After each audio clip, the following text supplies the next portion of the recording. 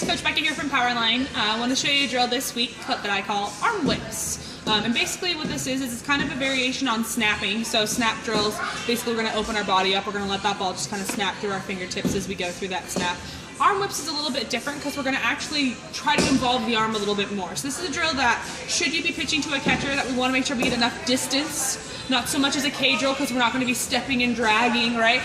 But enough to where you feel comfortable using your arm in the snap and our catcher feels comfortable catching, right? We want to make sure that our catcher is always prepared for how hard we're going to be throwing, right? So arm whips, basically what it is that I want to get myself into a wideish stance. I don't want to be too narrow up tall. I don't want to be so wide that I'm down low, right? I kind of want to be a little bit more maybe like a hitting stance width, right? And then basically what's going to happen is we're going to kind of raise the fingers up as the glove comes up, so I'm in a position where I'm low and I look kind of like a W, right? With my elbows, right? Up like that, and then we're just gonna bring that wrist down and work through the snap, right? Obviously, I'm not gonna just snap to myself, I would be snapping to someone else. I just kinda wanna show you a little bit in slow motion, right? So no legs, just wrist. I lift the fingers up, I bring the fingers down, and I work through that snap, right? And that's kind of how we're gonna work through it. This is a drill that should be done after snaps, but before another full circle type drill in a warm-up, right? So this is the arm whip drill.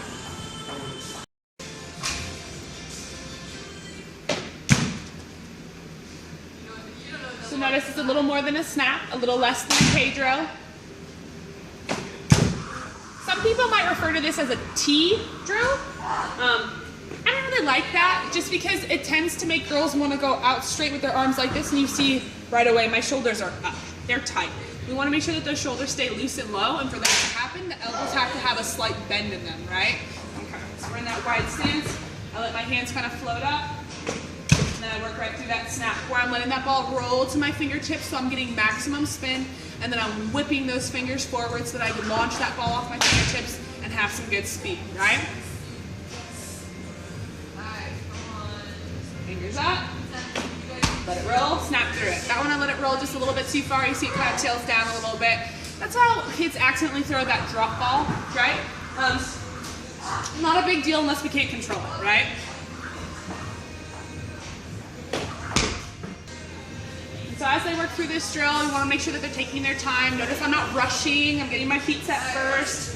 I'm swinging my fingers, and then I work through that snap. That one I let roll as well, just a little too far, right?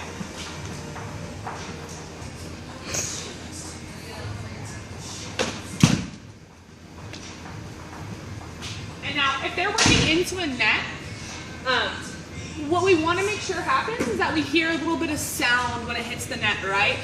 Because that means that we're snapping with some good force, we're generating some good spin, we're getting some good speed from wrist action alone, right?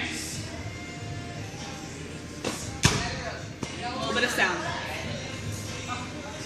Let me show you one last one.